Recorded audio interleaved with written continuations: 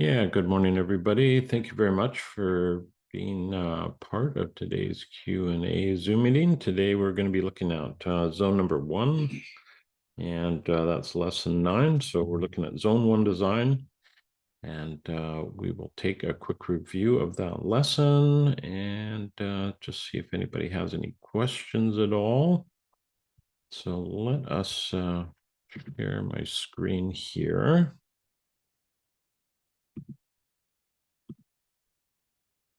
All right. Okay, so yeah, we're getting near the end of the course. And lesson number 9 here, we're looking at zone 1. So just so you know, and I'm going to go over some deliverables that we provide our clients, just to give you an example, show you an example of what we do. And I'm not suggesting that's what you should do, but it's good to see what everybody provides and might help you along your pathway as to what your clients might desire. But usually with zone 1, that's actually something, that's one thing that's going to most likely change with this course is the order of the lessons. And typically lesson 8 would be our concept design. We would have an overall concept done. And then we would spend the next couple of lessons looking at details. So it's an interesting thing to note because it is hard to start dialing into details before you have that overall concept in mind. But again, I'll show you what a little bit later, what we provide. And hopefully at the end of the course, you have this great template file that you can move forward with. And you might find that for designing for other people, you want to pare it down a little bit or prioritize certain areas, maybe eliminate others, because there's, it's a pretty tall order to provide somebody this template file. It's just it's a great learning tool. It's just not necessarily something that you could affordably create for a client. So yeah, so lesson number 1, well, we have a building survey, which is pretty minor. It's worth 4 points, and zone 1's worth 14. And zone 1 is the main event here. So we're not really going to talk about the building survey. It's pretty straightforward. I don't think there's any great mysteries there. But zone 1 is a big one. So it is basically, we kind of have to go forward a little bit and think, we've done our concept plan. So now we're just going to focus on the inner area, that area closest to our dwellings and human activities. And within that, we want to show a few things. We want to have our base map, and we're going to highlight where zone 1 is. So if we go to the template file, there's some good examples. This is one.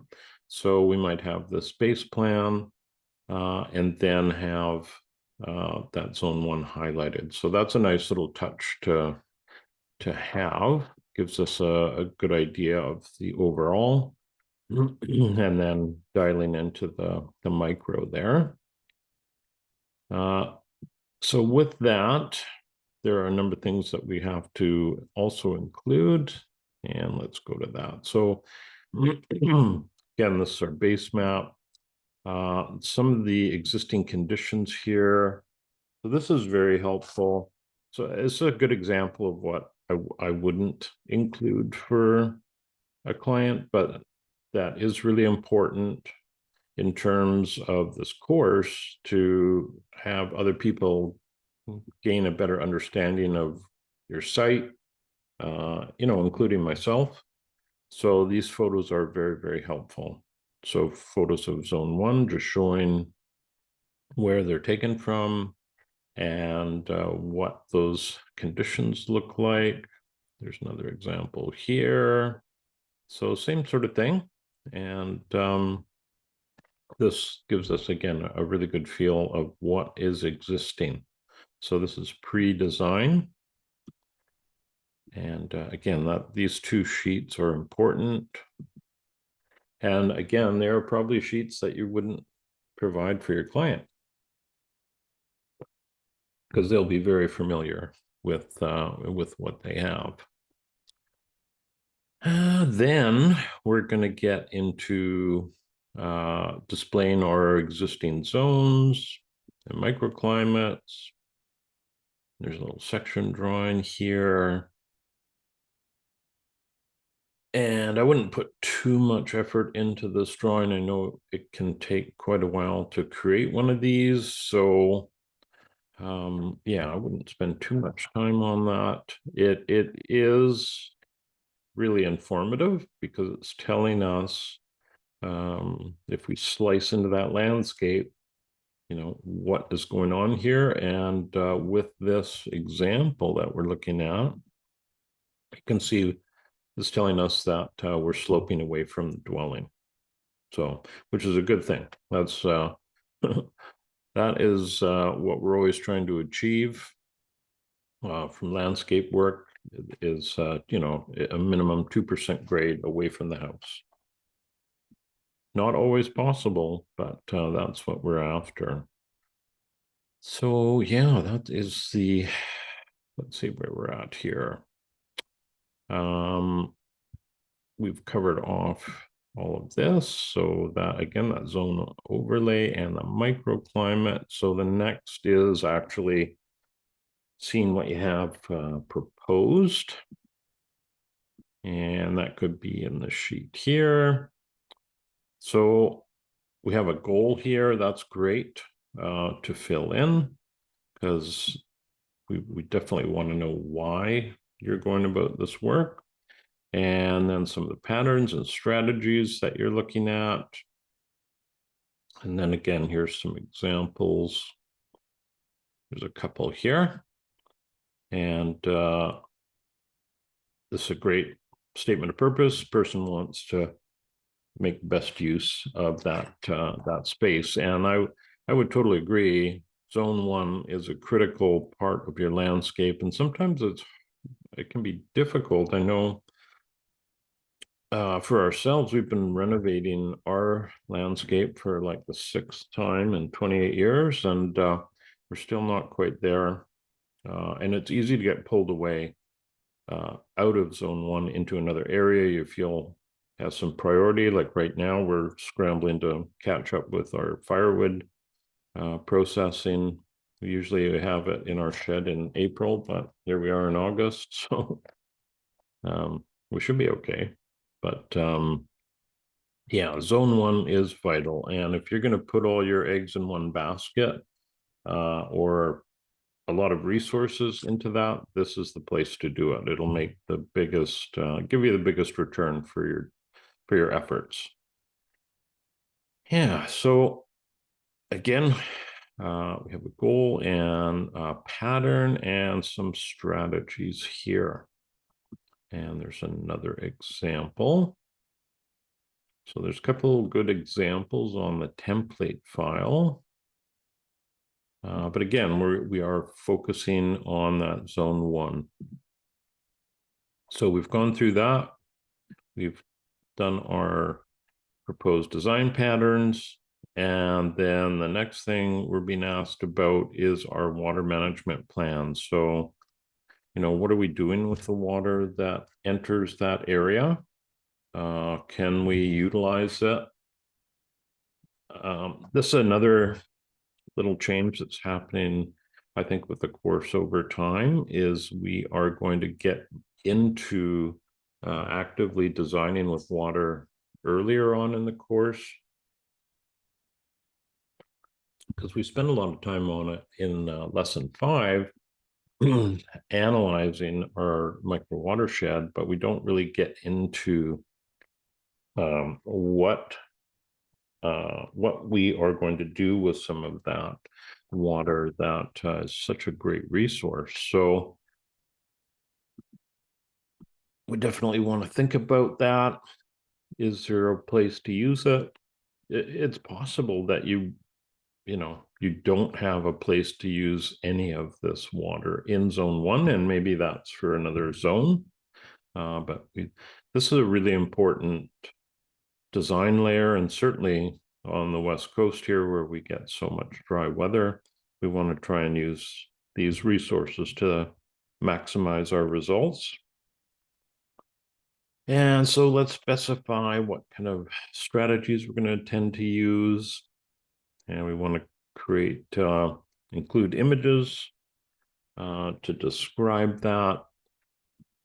So if we go to that next sheet, we have a little bit, a couple examples again, and a description what the person's trying to achieve with that. A lot of people will collect rainwater into rain barrels, which I think is a great idea. It's a great starting point. The only thing is we want to be careful with our roof surface. So if we have asphalt shingle roofing, that does restrict what we can do with that product as a reuse. We don't want to put it on annual vegetables because of some of the compounds that may be within that stored water. So do think about that. And, in my opinion, one of our low-hanging fruits here for rainwater harvesting strategies off of asphalt shingle roofing is going to be rain gardens. So this is a great guide, and I'm sure I've shared this with you a few times. I will put it in the chat there. This is a really good guide, though. First rain garden I built, I really leaned heavy into this, and one of the best parts of this is actually, in my opinion, is towards the end, where we get into the different zones in a rain garden and what plants are appropriate. So take a look at that. That's a really good resource for this part of the world. Maybe not so much where Jennifer is now, because she has moved. You're going to have to learn a few new plants, I'm sure, part of your journey. And so, yeah, so water, again, very, very important. And then we go into more vegetation and earthworks and anything else that you have planned for zone 1. So if we go to the template file again, yeah, we want to get a little more of an idea of the vegetation and any other features. So here, there's an outdoor seating area, pathways, an arbor, a trellis, and an arched entry. So those are noted here on this page. All right. Jennifer's got a comment here.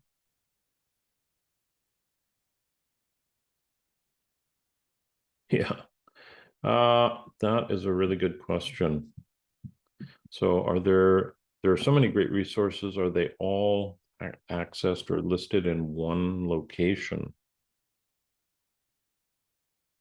Well, when the course ends, you will have lifetime access to the course. So you'll always be able to log back in and take a look at the different discussion boards, as well as all of the resources. So there's no worry there. I don't believe there is like a reading list. So we don't have that. The resources definitely are scattered through the course a little bit. So, but no worries, you've got access to that. For the only thing is, when you log into the course, there won't be any activity on the discussion boards. I don't think you'll be able to post anything as well. None of the instructors will log in. Once I leave the course, I'm on to the next one, as well as most people. So yeah, that's the only negative, but the course can't go on forever. And there are a lot of resources here. So it's great that you're able to access them at your convenience. So you're a former librarian, love reading lists. Yeah. There you go. Yeah, I don't think anybody has done that yet. So good idea. Where were we here? I think we got to the end of that. So then we were asking about energy systems and conservation strategies. So, that might be, there are all kinds of things. Probably the lowest hanging fruit, which I see very seldom, is clotheslines. And I know it kind of is a funny little element to put into your landscape, but when you really start using them, I mean, I don't put any clothes in a dryer. They're either hung outside during the summer or they're hung inside during the winter by our wood stove. And yeah, it seems silly to me to be putting things in dryers. And they're hard on clothes. So that's, again, a very, very easy to add element, but it could be solder. There could be you could be shading, excuse me, shading the south side of your property, the south side of the house. That would be an energy saving strategy. I know we do that. We have a really hot south side of our dwelling here, which is beautiful in the winter months. And then we want the shade during the summer. Yeah, so and that's about it for the zone 1 lesson. Does anybody have any questions about that? Sarah or Jennifer, anything you want to ask about that you're unsure about?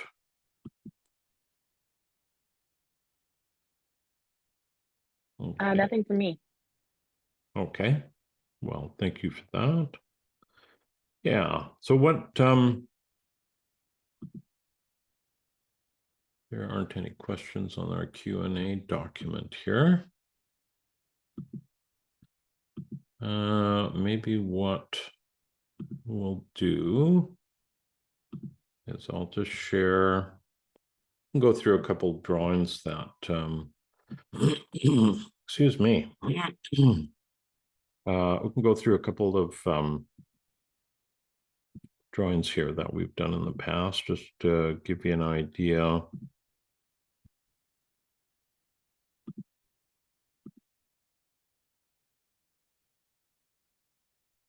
Oh, that's very odd.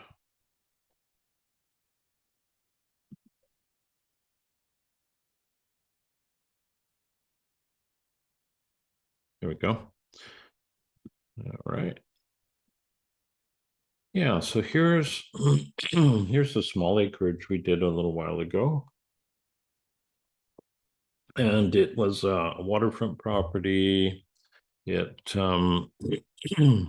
as you can see, there is my pen here.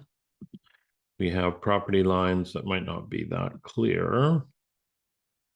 They go down here, and the property ends about here. And this driveway is a strata driveway. It's shared between 2 homes. That's something that isn't common where I live, but it can certainly happen. And as you can see, a lot of this area is wooded. And then little patches of forest here, and then there's an open space, and then the dwelling, and quite a big entry here. So our client's one of their main concerns was water. So in this part of Vancouver Island where I live, these people were on a community water system,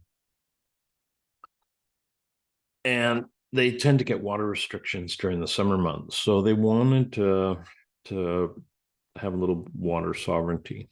And so this is where we start. So with our process, we still have, we create a base plan. We typically will create a sector compass, not shown here, and do our site analysis.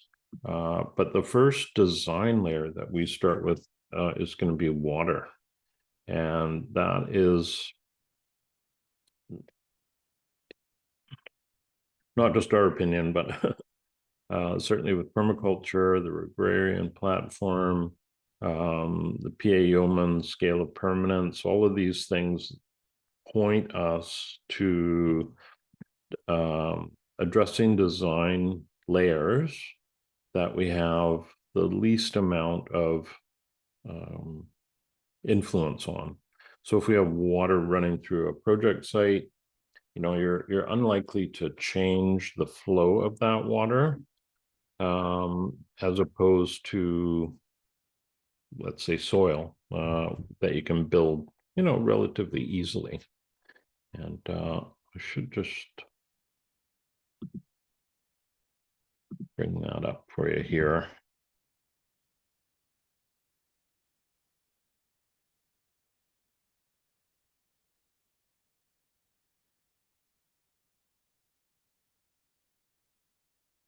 Just switch.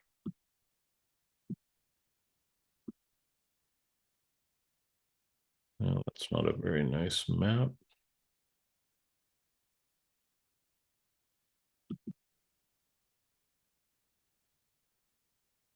Some good info online with that. There we are. That one's pretty good. So we'll just switch for 2 seconds.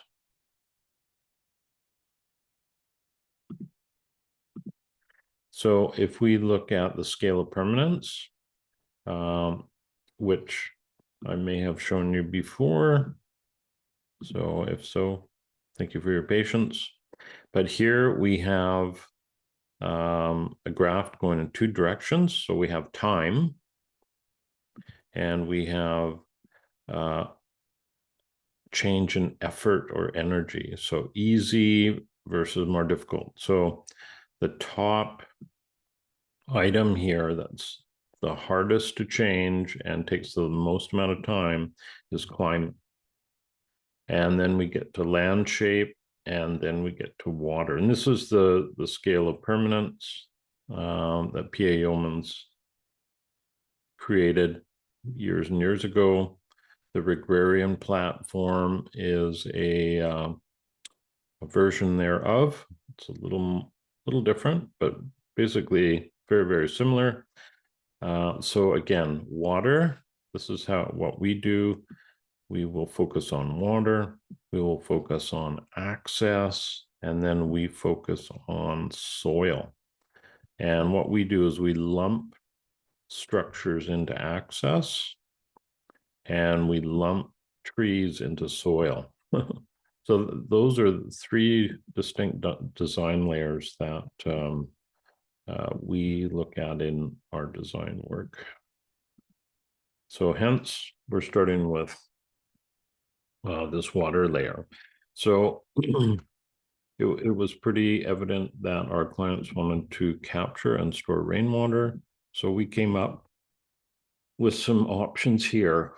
Now they have a shop with a metal roof, and they have a residence here with a metal roof and lots of different surfaces, right? And the same with their workshop.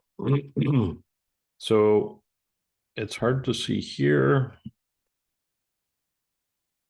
Yeah, I can't zoom in too easily at the moment. What we did was we set out kind of 3 different options for them. So with our rainwater harvesting calculations, what we do is we break up our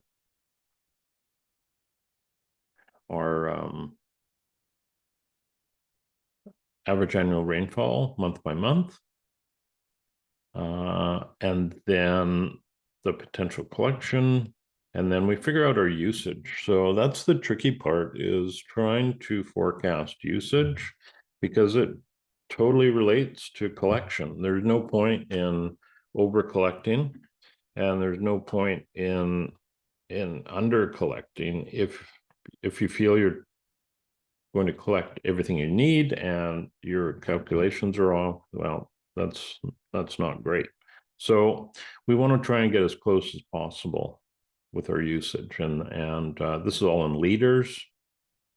Then we have a net collection, and this is the item that we really want to dial into, is our month end tank balance.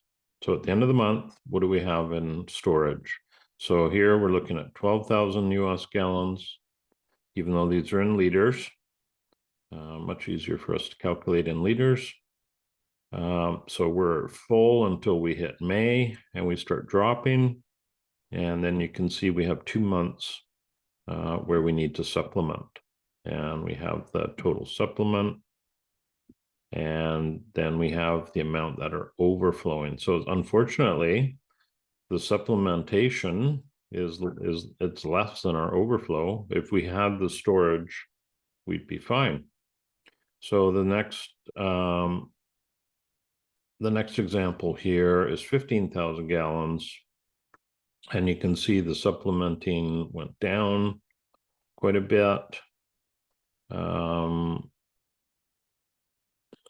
Just get to the bottom here, and then here we're doing 15,000, but we're collecting off of both the shop and the home, and that makes this a lot easier, right? So if we have more area to collect off of, and we get a 1-inch rain event in the summer, we're collecting more of that, right? So we're optimizing that. And then we have some catchment information here and some rough usage. So for most of the garden, we're looking at 1 inch or 25 mil per week of application. And that's kind of the basics of, zoom out a little bit. There we go. The basics of, getting a handle on how to size how to size your collection. So we ended up with this version here, where we were capturing off the workshop, and unfortunately there's 2 roof areas and we had to collect in separate little cisterns, but these are this one here is a pump chamber, and that pumps to our main holding area. So we have a main storage that's here, and then we have these little pump chambers that are above ground that just drive the water into that. So here's a picture of the pump chamber. It's quite a short little, I think that's almost 1,000 gallons. No, that's 576 gallon pump chamber, which is pretty big for a pump chamber. And then these are the 3,000 gallon cisterns. So that's what we had come up with as a concept to hold some water for for use in the garden. This will also connect into an irrigation line, and we installed this. So there's 2 options. We could pump from the cisterns into the irrigation line, or we could switch to the community water system just by changing a lever or a valve right here. So that was very handy. And Yeah, so that is layer number one, right? So that is how we go about our first layer. And then when we get to the second, that is our access layer. We're looking at pathways, patios, retaining, any structure. And in this case, we were looking at, just trying to get my pen working again here. We're looking at a passive solar greenhouse. And behind the passive solar greenhouse, there was going to be a roof, and we were going to sit all the cisterns there. Now, would that work? Yeah, well, in theory it would work, but it would really depend. Like, this is an example of a passive solar, and you can see the slope on that roof. So it may have been such where the roof wouldn't work at the back here, but that's a detail. This is just kind of overall vision. In the front here, we were just going to actually enlarge their parking area, make it a little bit easier. And to do so, this was just going to be gravel, and we were going to have little infiltration swale to pick up runoff that was coming in this direction. So it wasn't anything too fancy, didn't need to be. And then we were thinking ahead a little bit. So we know the next layer we're going to be looking at plantings. So the idea is we're going to have some plantings back here that benefit from the infiltration of that water. We've got another little patio here, and that's often the case. This is the ocean side, and in the spring, next to the water, it can be quite cool. So often we're asked to put little patios on the opposite side of the house so that there's a warm little area in the spring months. So that was the idea, and have that surrounded by some plantings. And in this case, it was going to be some raised planters here. And in the end, we just did our plantings at grade. So this again is the concept we're proposing. And then we get to the actual soil layer, which is all our living, our soils, our mulch, our plantings. And this is sort of the icing on the cake.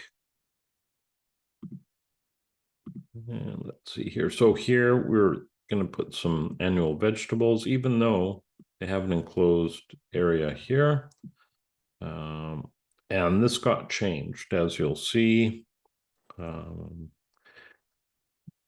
We ended up with a vegetated parking area here instead of having a swale and gravel.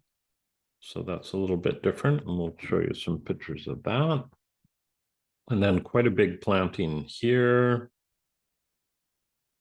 to bring down the height of this Douglas fir plant forest, sort of have a middle ground, as well as some separation, and then some privacy plantings around the patio and either side of the front door. And then this was an existing bed here that we're just renovating. And it's important because it provides privacy to the neighboring house. And yeah, and this is just a lawn area on their septic field. So it was a fairly simple soil layer. And then all of those overlap to create the initial concept. So at this point, we want some feedback from our clients, and we'll make adjustments based on that. Let me see what we ended up with. I don't think I have the final concept on this form here. Yeah, it changed a little bit, not dramatically. And then we had some details. So this is something, oh, I see I got a question here. Sorry, I missed that.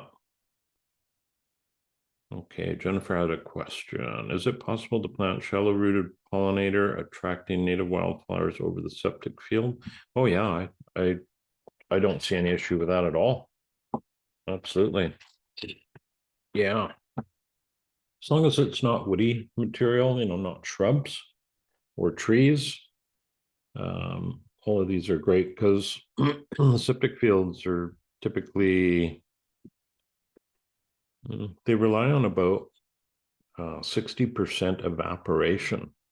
So you definitely want to keep, herbaceous or annuals growing there. You don't want annuals. You want a perennial cover, but yeah, so those would work really well. And I think that's actually what they did here. I know the company that maintains this property now, and I think they have done a whole bunch of wildflower plantings, so it should have been pretty interesting. But this is basically a planting plan, right? So we have specified all these individual plants and their location, their name. We have a specific way of labeling, and we do the botanical name, then the common name, and the pot size. So number one, and then we'll often place the number of plants that's either in this specific area or for the whole property. So here it's a specific area. So labeling is really important. These are actually, we don't have to manually input any of this. These are what are called data tags in Vectorworks, and we just basically connect them to the symbol and they generate this information. Now you have to, it's not quite that simple, but it really does help automate the process a little bit. The only thing is each symbol has to be unique and has to have some data attached to it. But once you create that, so for instance, this Acergricium, this tree here, we create it once and then we can reuse it again and again. And Jennifer, what program is that again? Yeah, it is Vectorworks. So Vectorworks Landmark. And I'll just quickly show you that, and I can pop it in the chat.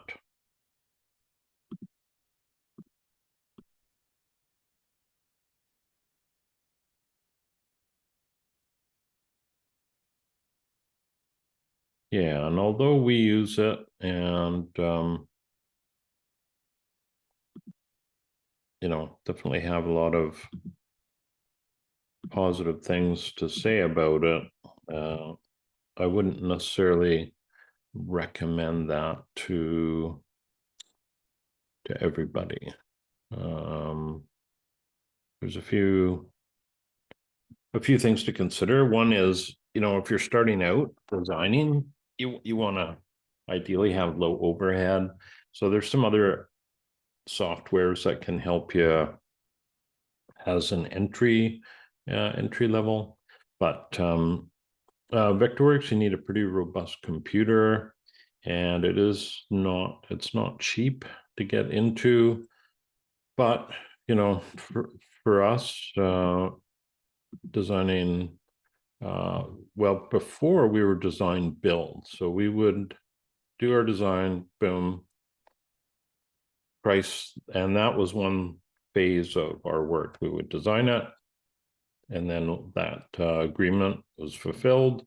We'd come in and price it afterwards, and that's worked really well. we're not installing right now. We're kind of more on caregiver mode at the moment with my mom at home here.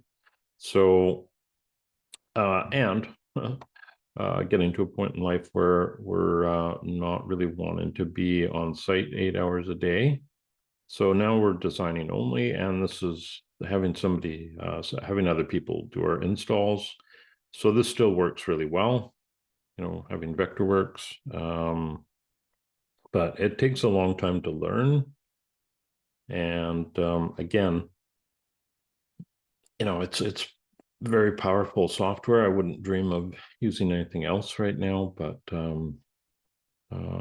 we were very lucky. 28 years ago, I started using this, and we've stuck with it ever since. Way back in the day, it was called MiniCAD. It was under a different name, but they've really done a great job with the software. There's no doubt of that. Let's see here. I'll be quiet now about softwares. Yes, so nice thing is we can place all our plants, labels will get generated, and then it will generate this plant list. So that list will send to a nursery for pricing. And yeah, then we have a really good idea of what is required.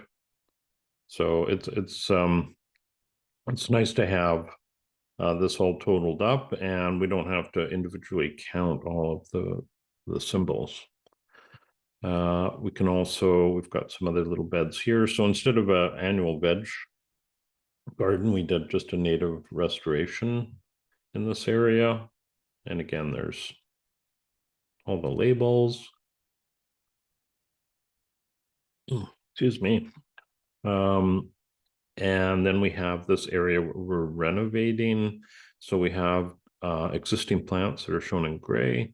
And then these are our new plants that have colors applied to them, as well as plant list here. So those are the details that come right at the end. And then, yeah, we're doing this very interesting permeable paving area that looks more like grass. We didn't install this. We didn't get to that point. I'm not sure if they did that or not. It looked pretty straightforward. We'd priced it and we were ready to do it. It's just we ran out of time because after you install this, you have to hydro seed it, or that's one of the options. We were going to hydro seed the top of it, and it was too late in the fall to do it. So we didn't bother doing, and you can't have this grid as is all winter on its own, so that we didn't feel good about that. And then there was just going to be this little adjustment for asphalt, add that. So yeah, that's kind of start to finish on this particular project. So you can see, you know, we've, instead of 150 slides like your template file is, this is, you know, 8. It was probably a few more that weren't included here, but that's what we sort of condense our workflow into. I'll see if I've got another one here I can show you. I've got lots, but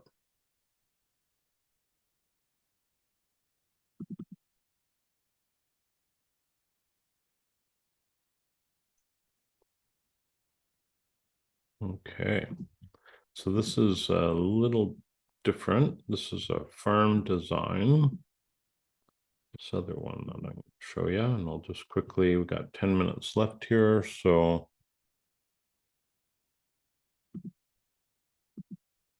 all right. So this is following the agrarian platform, so it's a little bit different. So we're not starting out with water. We are starting out with a base plan, but we're also taking a deeper dive into climate. And part of that are, you know, our annual average rainfall and temperatures, and our sun path here. We got some LiDAR data and played around with that a little bit. We did a slope analysis to determine what we can do in there. It's just a small farm. I think it was about 7 acres. And it used to be, it's agriculturally zoned, and it used to be an abattoir. So they would basically slaughter chickens there way back in the day. Again, there's property boundaries. You can see 1-foot contours that are overlaid here. So that's the advantage of this LiDAR data, is we can manipulate that and generate contours, generate slope analysis, and very powerful tool. And then we can also generate land capabilities. So what these are capable of, whether that be, grazing or agriculture in general. And then we've got what's called a hill shade projection, which I love maps. And again, the LiDAR imagery helps us generate this. And you can see a major waterway going in the community here, and then an arm of that going through the project site that is in this space here. So that was a big asset to consider. We've got keyline cultivation patterns. So that's something that we haven't dove into in the course at all. That's really, and we're not going to. It's more an agricultural setting. It's a way to evenly spread water through the landscape, taking it from a wetter, damper valley out to a drier ridge. So that's a very simplistic description of it. And this is this geography layer that we're involved with here. And then we get into water.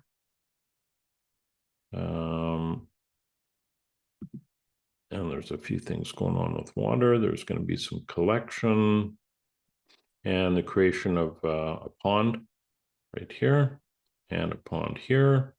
So there's going to be a couple of water storage, and quite a substantial amount. So 80,000 gallons and 250,000 gallons.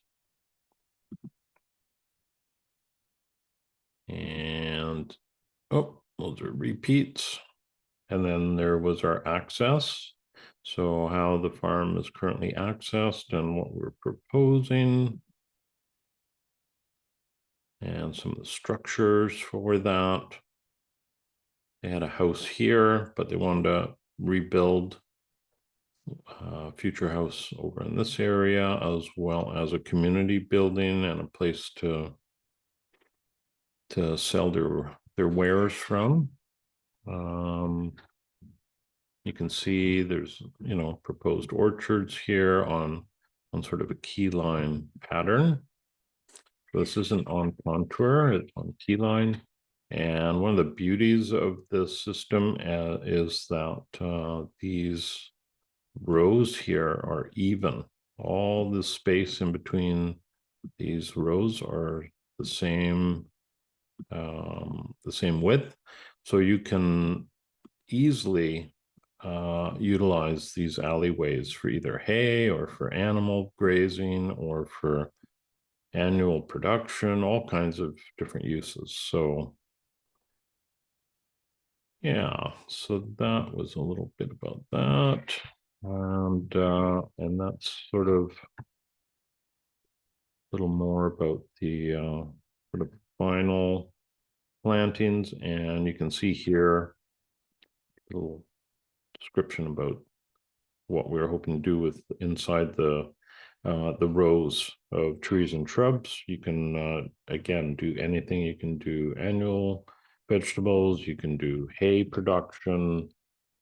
They're also wanting to do sort of a hedgerow along the perimeter there. So yeah, a number of different ideas. And here's just a very basic description of a hedgerow where you have tall inner plantings coming down in height. And that way wind is blocked quite significantly and projected out past that. So yeah, so that was all some couple of fun little projects to show you. Yeah, we're almost over for the day, and I don't know, Jennifer or Sarah, if you have any questions at all, but now would be the time. And if not, I look forward to seeing your work next week. So yeah, it looks like you're both good. And yeah, thank you very much for being part of the meeting today. And look forward to seeing your assignments next week. So excellent to hear that you're ready. No questions. Fantastic. All right. Well, both of you have a great week, and we look forward to seeing your Zone 1 design next Monday. So you take care, and again, have yourself a great week.